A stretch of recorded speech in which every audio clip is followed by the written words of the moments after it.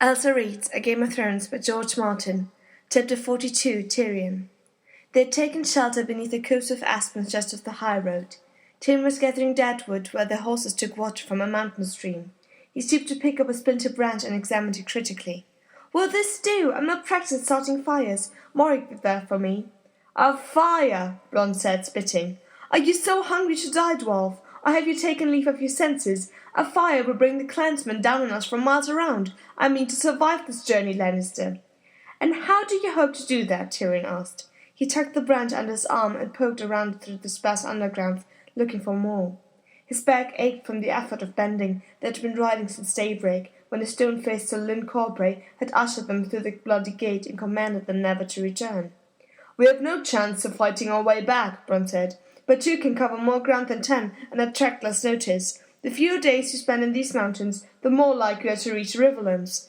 Ride hard and fast, I say. Travel by night and hold up by day. Avoid the road where we can. Make no noise and light no fires. Tyrion Lannister sighed. A splendid plan, Bronn. Try it as you like, and forgive me if I do not linger to bury you.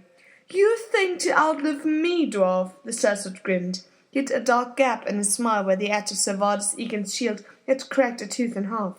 Tyrion shrugged. Riding hard and fast by night is a sure way to tumble down a mountain and crack your skull. I prefer to make my crossing slow and easy. I know you love the taste of Forsborn, but if our mounts die under us this time, we'll be trying to settle shadow cats. And if truth be told, I think the clans will fight us no matter what we do. The eyes are all around us. He swept a gloved hand over the high, wind-carved crags that surrounded them. Bronn grimaced. Then we're dead men, Lannister. If so, I prefer to die comfortable, Tyrion replied. We need a fire. The nights are cold up here, and hot food will warm our bellies and lift our spirits. Do you suppose there's any game to be had? Lady Lisa has kindly provided us with a veritable feast of salt beef, hard cheese, and stale bread, but I would hate to break a tooth so far from the nearest Maester. I can't find meat. Beneath a fall of black hair, Bronn's dark eyes regarded Tyrion suspiciously. I shall leave you here with your fool's fire. If I took your horse, I'd have twice the chance to make it through. What would you then do, dwarf? Die, most like. Tyrion stooped to get another stick. You don't think I'd do it? You'd do it in an instant if it meant your life. You were quick enough to silence your friend Chicken when he caught that arrow in his belly. Bronn had yanked back the man's head by the hair and driven the point of his dirk in under the ear, and afterward told Catelyn Stark that the other sellsword had died of his wound. He was as good as dead, Bronn said, and his moaning was bringing them down on us. Chicken would have done the same for me, and he was no friend, only a man I rode with. Make no mistake, dwarf. I fought for you, but I do not love you. It was your blade I needed, Tyrion said, not your love. He dumped his armful of wood on the ground. Bronn grinned. You're bold as any soul sword. I'll give you that. How did you know I'd take your part? No? Tyrion squatted awkwardly on his stunted legs to build the fire. I tossed the dice. Back at the inn, you and Chicken helped take me captive.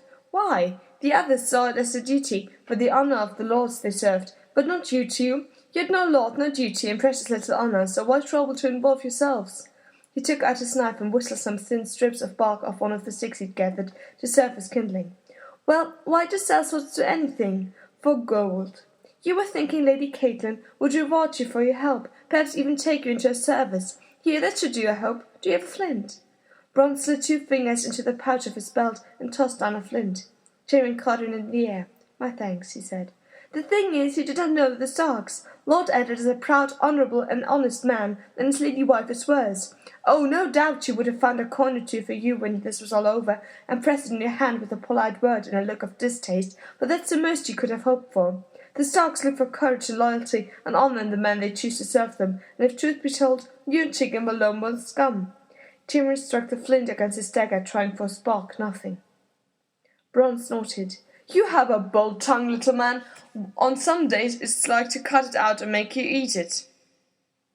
Everyone tells me that. Tyrion glanced up at the sellsword. Did I offend you? My pardons. But you are scum, Bronn. Make no mistake. Duty, honour, friendship, what's that to you? No, don't trouble yourself. We both know the answer. Still, you're not stupid. Once you reached the Vale, Lady Stark had no more need of you. But I did, and the one thing the Lannisters have never lacked for is gold. When the moment came to toss the dice, I was counting on you being smart enough to know where your best interest lay. Happily for me, you did. He slammed stone and steel together again, fruitlessly. Here, said Bronn, squatting. I'll do it. He took the knife and flint from Tyrion's hand and struck sparks on his first try. A curl of bark began to smoulder. "Well done," Tyrion said. "Scum you may be, but you're undeniably useful, and with a sword in your hand you're almost as good as my brother late Jaime. What do you want, Bronn? Gold, land, women? Keep me alive and you'll have it." Bronn blew gently on the fire and the flames leapt up higher. "And if you die?" "Why, then I'll have one mourner whose grief is sincere," Tyrion said, grinning. "The gold ends when I do." The fire was blazing up nicely. Bronn stood, tucked the flint back into his pouch and tossed Tyrion his dagger. "Fair enough," he said. "My sword's yours, then. But don't go looking for me to bend the knee and malort you every time you take a shit. I'm no man's toady." "No any man's friend," Tyrion said. "If no doubt you'd betray me as quick as you did Lady Stark, if you saw a profit in it. If the day ever comes when you're tempted to sell me out, remember this, Bronn. I'll match their price, whatever it is. I like living. And now, do you think you could do something about finding us some supper?" "Take care of the horses," Bronn said, unsheathing the long dirk he wore at his hip. He strode into the trees. An hour later the horses had been rubbed down and fed, the fire was crackling away merrily, and a hunt of a young goat was turning above the flames, spitting and hissing. "All we lack now is some good wine to wash down our kid," Tyrion said. "That, a woman and another dozen swords," Bronn said. He sat cross-legged beside the fire, holding the edge of his longsword with an old stone. There was something strangely reassuring about the rasping sound it made when he drew down the steel. "It will be full dark soon," the sellsword pointed out. "I'll take first watch, for all the good it will do us. It might be kinder to let them kill us in our sleep." "Oh, I imagine they'll be here long before it comes to sleep." The smell of the roasting meat made Tyrion mouth water. Bronn watched him across the fire. "You have a plan," he said flatly, with a scrape of steel and stone. "I hope, call it," Tyrion said. "Another toss of the dice." "With our lives at stake?" Tyrion shrugged. "What choice do we have?" He leaned over the fire and sawed a thin slice of meat from the kid. "Ah," he said happily as he chewed. Grease ran down his chin. "A bit tougher than I'd like, and I want a spicing, but I'll not complain too loudly. If I were back at the Eyrie, I'd be dancing on a precipice in hopes of a boiled bean." "And yet you gave the turnkey a purse of gold," Bronn said. "A Lannister always pays his debts." Even Mort had scarcely believed it when Tyrion tossed him the leather purse. The girl's eyes had gone big as boiled eggs as he yanked open the drawstring and beheld the glint of gold. "I kept the silver," Tyrion had told him with a crooked smile, "but you were promised the gold, and there it is. It was more than a man like Mort could hope to earn in a lifetime of abusing prisoners. And remember what I said, this is on your taste. If you ever grow tired of Lady Erin's service, present yourself at Castle Rock, and I'll pay you the rest of what I owe you." With golden dragons spilling out of both hands, Mort had fallen to his knees and promised that he would do just that. Bronn yanked out his dirk and pulled the meat from the fire. He began to carve thick chunks of charred meat off the bone as Tyrion hollowed out 2 heels of stale bread to serve as trenchers. "If we do reach the river, what will you do then?" the sellsword asked as he cut. "Oh, a whore and a feather bed and a flag and a fine for a start." Tyrion had out his trencher, and Bronn filled it with meat. "And then to Castle Rock or King's Landing, I think. I have some questions that want answering concerning a certain dagger." The sellsword chewed and swallowed. "So you were telling it true? It was not your knife?" Tyrion smiled thinly. "Do I look like a liar to you?" By the time the bellies were full, the stars had come out and a half-moon was rising over the mountains. Tyrion spread his shadow-skin cloak on the ground and stretched out with the saddle for a pillow.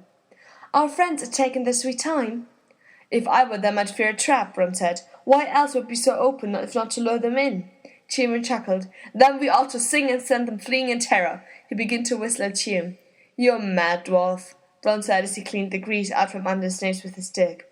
"Where's your love of music, Bronn?" "If it was music you wanted, you should have gotten the singer to champion you." Tyrion grinned. "That would have been amusing. I can just see him fending off Sivardis with his wood harp." He resumed his whistling. "Do you know this song?" he asked. "You hear it here and there in inns and whorehouses. Mirish, the seasons of my love. Sweet and sad if you understand the words. The first girl I ever bettered used to sing it, and I've never been able to put it out of my head." Tyrion gazed up at the sky. It was a clear, cold night, and the stars shone down upon the mountains as bright and merciless as truth. "I met her on a night like this," he heard himself saying. "Jaime and I were riding back from Lannisport when we heard a scream, and she came running out into the road with 2 men dogging her heels, shouting threats. My brother unsheathed his sword and went after him, while he dismounted to protect the girl. She was scarcely a year older than I was, dark-haired, slender, with a face that would break your heart. It certainly broke mine. Low-born, half-starved, unwashed, yet lovely. They'd torn the rag she was wearing half off her back, so I wrapped her in my cloak while Jamie chased the man into the woods. By the time he came trotting back, I'd gotten a name out of her and a story. She was a crofter's child orphaned when her father died of fever on her way to, well, nowhere really. Jamie was all in a leather to hunt down the men. It was not often outlaws dared prey and travellers so near to Castle Rock, and he took it as an insult. The girl was too frightened to send off by herself, though, so I offered to take her to the closest inn and feed her while my brother rode back to the rock for help. She was hungrier than I would have believed. We finished 2 whole chickens and part of a third, and drank a flagon of wine talking. I was only 13 and the wine went to my head, I fear. The next thing I knew, I was sharing her bed. If she was shy, I was shyer. I'll never know where I found the courage. When I broke her maidenhead, she wept, but afterward she kissed me and sang a little song, and by morning I was in love. You? Ron's voice was amused. Absurd, isn't it? Tyrion began to whistle the song again. I married her, he finally admitted. A Lannister of Castle Rock wed to a crofter's daughter, Bronn said. How did you manage that? Oh, you'd be astonished at what a boy can make of a few lies, 50 pieces of silver, and a drunken septon. I dared not bring my bride home to Castle Rock, so I set her up in a cottage of her own, and for a fortnight we played at being man and wife. And then the septon sobered and confessed all to my lord father. Tyrion was surprised at how desolate it made him feel to say it, even after all these years. Perhaps he was just tired. That was the end of my marriage. He sat up and stared at the dying fire, blinking at the light. He sent the girl away? He did better than that, Tyrion said. First he made my brother tell me the truth. The girl was a whore, you see. Jamie arranged the whole affair, the road, the outlaws, all of it. He thought it was time I had a woman. He paid double for a maiden, knowing it would be my first time.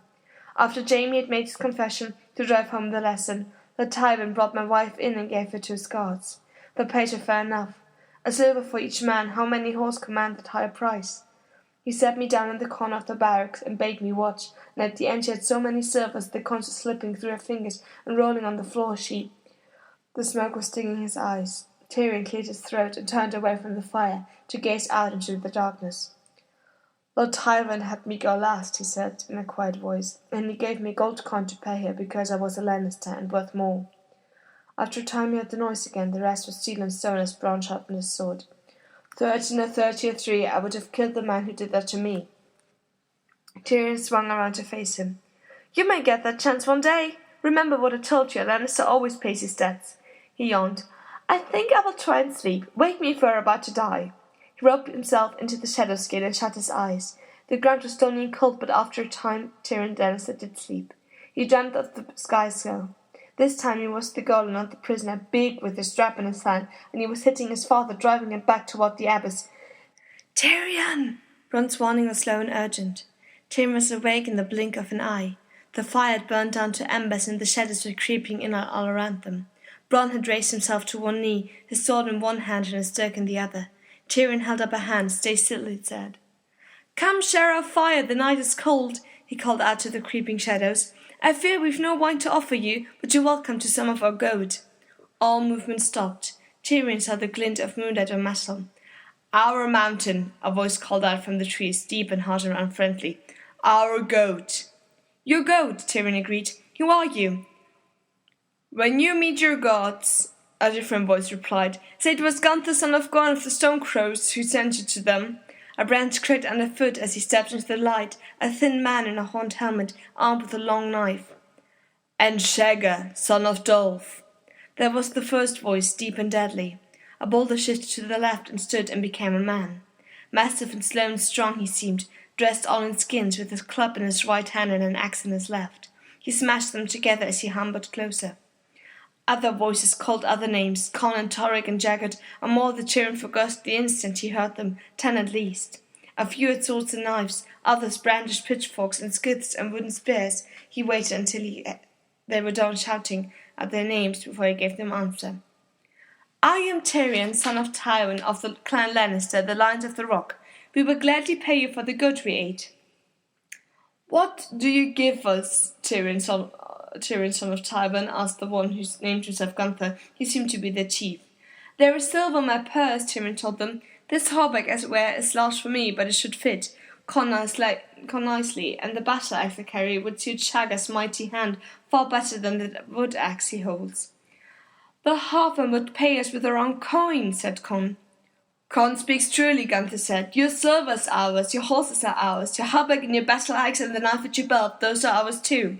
You have nothing to give us but your lives. How would you like to die, Tyrion, son of Tywin? In my own bed, with a belly full of wine and a maiden's mouth around my cock at the age of 80, he replied. The huge one Shagga loved first and loudest. The other seemed less amused. Con, take the horses, Gunther commanded. Kill the other and seize the halfman. He can make the goats and make the mothers laugh. Sprung sprang to his feet. Who dies first? No, Tyrion said sharply. Gunther, son of Gwern, hear me. My house is rich and powerful. If the stone crows will see us safely through these mountains, my Lord Father will shower you with gold. The gold of a lowland lord is as worthless as a halfman's promises, Gunther said. Half a man I may be, Tyrion said, yet I have the courage to face my enemies. What do the stone crows do but hide behind rocks and shiver with fear as the knights of the vale ride by? Shagga gave a roar of anger and clashed club against axe. Jagged poked at Tyrion's face with the fire-hardened point of a long wooden spear. He did his best not to flinch. Are these the best weapons you could steal? He said. Good enough for killing sheep, perhaps, if the sheep do not fight back. My father smiths should better steal. Little boy man, Shagga roared. Will you mock my axe after I chop off your manhood and feed it to the goats? But Gunther raised a hand. No, I would hear his words. The mothers go hungry and steel fills more mouths than gold. What would you give us for your lives, Tyrion, son of Tywin? Swords, lances, mail? All that and more, Gunther, son of Gwern, Tyrion Lannister replied, smiling. I will give you the Vale of Arryn.